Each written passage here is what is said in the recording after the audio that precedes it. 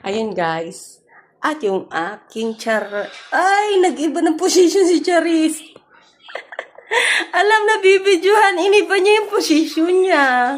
Ayaw magpa-video ng bata. Kanina nakaganon kasi siya guys. Oh, nakaganyan siya kanina. Nakaganyan siya kanina. Yan. Uy, walang pakialam kahit na ginalaw-galaw siya, tulog pa rin ng bata, oh. Tulog pa rin ng bata, oh. Nakaganon siya kasi guys, akala mo tao eh. Ganyan, oh. Ganyan. Ganyan siya matulog kanina. Naku naman, Charis. Ang aming Charis, ang Charis. Ang ganda, ang dumi ng tenga ni Charles, oh.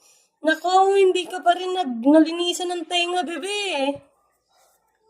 Atot. Yung aming payatot, ang aming sexy na si Charlene. Yung aming Charlene na sexy. Sexy. Ay, ay, ay, ay, ay, ay, ay. Ay, ay, ay, ay, ay. Charlene Dot. Ang dami na rin ng tenga ni Charlene. Oh, miss mo ka pa rin, bebe? Wala na. Ang payat talaga ng Charlene, oh. Wala kasing ibang kinakain, kundi itlog lang talaga, guys. Itlog lang talaga siya. Hindi katulad ni Charlene. Kaya si Charlene maganda ang pangangatawan. Ito, napakaselan kumain. Sobra, selan talaga. Ang aming tigre. Aming tiger. Maselan ng Charlene. Uy, maselan ng Charlene. Maselan. Mabait siya. Ang bait, inosente, pero dito yung gumagawa ng kababalagan, nagpupupo, nagwiwiwi.